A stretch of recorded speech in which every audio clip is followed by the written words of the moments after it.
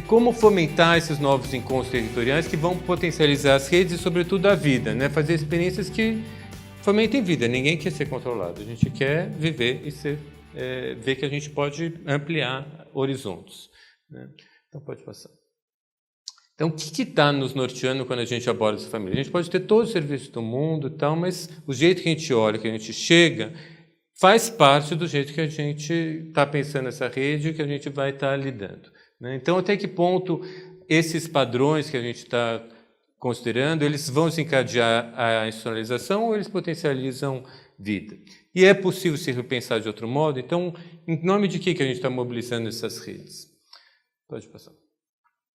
Então, todas as ciências humanas elas têm se deslocado um pouco desse olhar das vulnerabilidades negativas, daquelas situações de risco, das fraquezas das famílias, para a gente pensar nos fatores de proteção, nas potencialidades, aquilo que essa família traz que pode ter. Mesmo a criança que tem TDAH, que tem hiperativa, tem déficit de atenção, tem um monte de gente agora trabalhando na educação. Olha, uma coisa é a gente querer dar Ritalina para elas ficar obediente, calminha e tal. Outra coisa é a gente ver o quanto essa criança é criativa. Tem estudos de quanto essas crianças têm TDAH, têm um potencial artístico enorme, quantos artistas nunca frequentaram a escola ou não terminaram a faculdade porque tinham TDAH, mas têm sucesso. É uma questão da gente apostar nisso, né? E como pensar isso pode mudar na justiça. Então, uma primeira grande questão primeiro, a gente tem a situação de risco, a gente pode remover a criança. É fácil, o mais fácil é pegar e remover a criança. Agora, uma outra postura é a gente pensar que mudanças na situação a gente poderia fazer para que a criança pudesse ficar naquela situação. Mesmo a criança em situação de rua, a gente tem que tirar a criança da situação de rua imediatamente, ou a gente pode pensar que é a situação mais radical, né? Ou a gente pode pensar em tentar proteger esse ambiente social para que ela pudesse a gente trabalhar de uma outra forma com ela, né? A gente não deixa as crianças mais brincar na rua porque o carro anda muito rápido. Se a gente colocasse lombadas na rua e faixas, a velocidade diminuísse para 20 km por hora, não seria outra situação? Então, acho que esse é algo que se deu muito, um lema que se deu muito na década de 70, que se falava na liberação das crianças. Antes de chegar na convenção, se falava que a criança devia ter exatamente todos os mesmos direitos que os adultos. Votar. A criança deveria votar, né? Eu vejo São Caetano tem muito idoso. Se criança com 12 anos pudesse votar, seria outra realidade, né? Eu sou super a favor que criança a partir de 10 anos pudesse votar, né, para político, mas é verdade, porque a gente não tem, eu não acho sinceramente que criança tenha menos capacidade de qualquer um de nós. A gente não avalia se a pessoa que está votando é louco, se é senil, nada. Ela tem lá e pode votar. Por que a criança não pode votar, né? Eu acho que a gente tem que repensar, e esse lema está muito nos livros da literatura daquela época, que a gente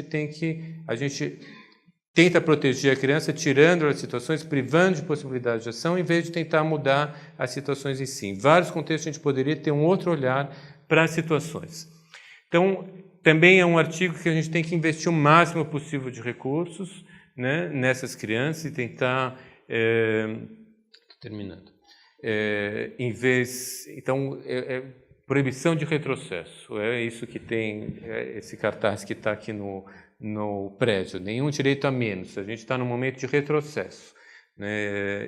Essa emenda constitucional que não pode investir mais na área de saúde, educação, isso é um retrocesso.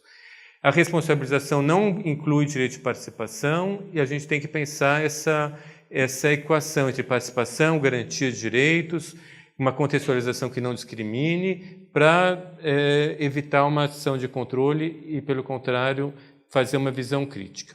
Pode passar, vou tentar agilizar. Então, a gente poderia olhar para as fragilidades, a gente tem que pensar o quanto a demanda da família de nos procurar aponta um desejo de ação, né, de existência de uma contradição a ser superada. Em vez de uma intervenção técnica, pensar em mudança da qualidade das relações. Até que ponto a decisão é tomada por experts, a gente sabe tudo que tem que ser feito por essa família, ou a gente vai tomar uma decisão com a criança e com a família, promovendo empoderamento e corresponsabilidade. Se ela é vista sob enfoque jurídico, pelo caráter da família nuclear, ou por um enfoque antropológico com quem se pode contar. pelos seus movimentos, suas negociações, ampliando para uma perspectiva de rede. Se a gente está focando a questão na individualidade ou estamos pensando na coletividade, na reciprocidade. Acho que isso é super importante. Se focamos nas fragilidades ou nas fortalezas, naqueles que podem ser realçados. Se a intervenção é feita por serviços formais ou se a gente está trabalhando no ambiente, no território dessas famílias, dessas crianças, pensando num plano de fortalecimento com as ações formais e informais. Pode passar.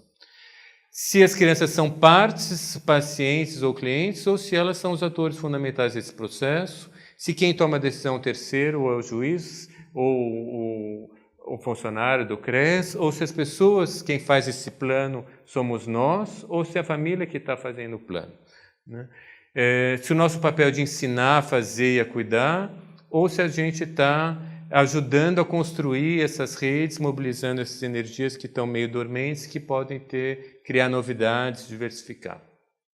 Se a gente está especializando ou se a gente está dando flexibilidade e criatividade, se tem uma fraca competência cultural, a gente tem uma grande população negra nos abrigos, a gente pensa que tipo de ação que a gente está fazendo em relação à negritude? Zero, né? Eu acho que isso... Por que tem tanta criança negra acolhida? Eu acho que é uma grande questão, a gente não tem estratégia, que eu conheça, não tem. Nem porque tem tanto menino, a gente sabe que a polícia bate os meninos que estão cumprindo medidas socioeducativas, mas que ação que a gente está fazendo para poder lidar com essa questão que é cultural e política?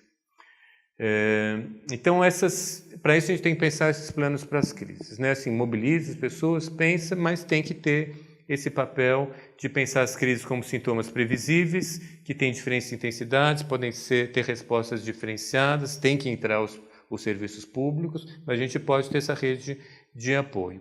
Para isso a gente precisa clarear os papéis e os tempos de intervenção.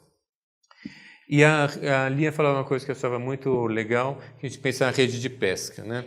A rede é isso, né? São fios que a gente dá os nós.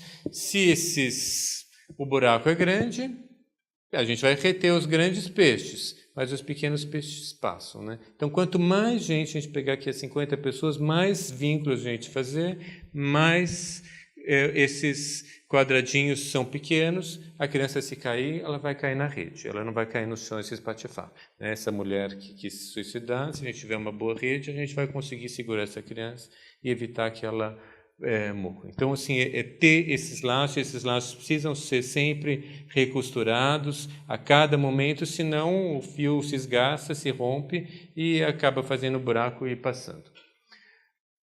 Pode passar.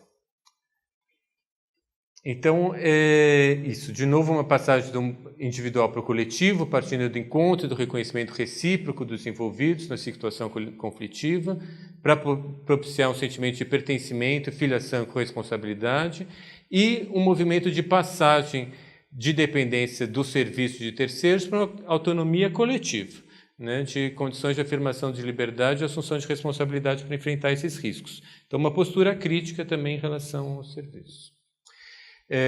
Daí a justiça, eu acho que tem essa primazia da atuação preventiva que eu falei, de fazer uma análise de casos, a gente tem que rediscutir os casos que não deram certo, e daí fazer reunião com a rede, falar isso poderia ter sido de outra forma, a gente poderia ter evitado os serviços. Eu tenho trabalhado fundamentalmente com essa demanda que o Conselho Tutelar não faça os acolhimentos, ele tem que comunicar, salvo se a situação for extremamente perigosa, assim, dá para a gente pensar alguns arranjos, comunicar para o Ministério Público, a gente fazer audiência no fórum, porque daí a gente faz uma pré-audiência concentrada. E a gente consegue chamar toda a família, todos os serviços e pensar essas situações para poder evitar o acolhimento. Então, dá para pensar o preventivo. Que estratégia de prevenção que a gente tem para poder atuar? Então, levantar todos os laços das famílias, as redes primárias, todo mundo vem para as minhas audiências, a gente pensa as possíveis ações de suporte.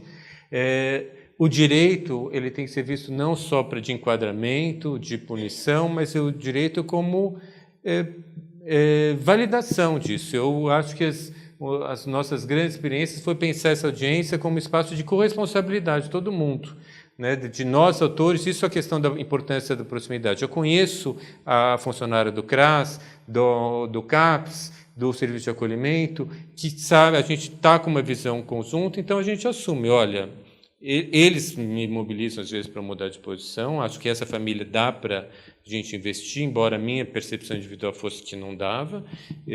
Eu acho que isso é um processo coletivo da gente poder assumir aquele é um plano que está todo mundo assinando, né? Está todo mundo assumindo essa corresponsabilidade. Eu acho que, para mim, serviu, porque a gente tem medo de assumir o rojão sozinho.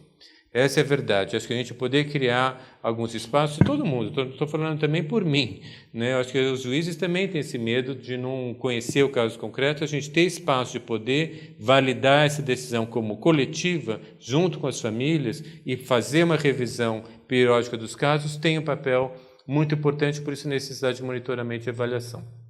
Em 2 anos a gente conseguiu reduzir a metade o número de crianças, não vir criança de fora, né, trabalhar com as crianças daqui, pegar as crianças, eu assumir os processos da criança daquele bairro, de poder trabalhar nessa perspectiva de muita gente, tem alguns instrumentais interessantes, e acho que é isso da experimentação, da corresponsabilização. Pode ser que a gente não vai chegar num plano que seja infalível, a gente vai experimentar um primeiro plano. E daqui a gente tem que reavaliar se ele não deu certo, qual que é uma outra estratégia, mas nisso, nas corresponsabilizações. Experimentar, eu acho que é uma questão importante junto com as pessoas. Isso são algumas coisas, só para mostrar no livro da Lia, ela fala das... a minha apresentação já terminou, mas era um material que eu trouxe para vocês, que acho que é legal de olhar, porque ela vai mostrando esses papéis que a gente tem que olhar, né? Quem que dá o suporte afetivo? Eu não vou assumir a criança, mas quem que dá conselho para essa mulher ou para esse homem, né? Quem que dá um suporte normativo e fala, não, isso está errado, você não pode fazer. Essa pessoa tem um papel importante. Tem uma que dá o afeto, que dá o colo. Tem uma outra que fala, isso não pode. Que a mulher ouve, ou o homem ouve. Essas são pessoas que a gente tem que contar. Parece que o papel dela é mínimo. Ela não quer se envolver formalmente, mas ela tem um papel chave nisso, que essa pessoa da família confia mais nesse vizinho, ou nesse padre, nesse pastor, do que na gente que ela não tem relação. Então, essas pessoas têm que ser envolvidas, né? Quem que dá hospitalidade, que recebe fim de semana, que está ali olhando a criança, né? Eu lembro que a primeira cidadezinha que eu trabalhei tinha 15 mil habitantes, as crianças ficavam na rua, parecia... Eu estranhei ali no momento, mas você via que a comunidade olhava, né? Todo mundo conhecia a criança. Então, isso são olhares importantes.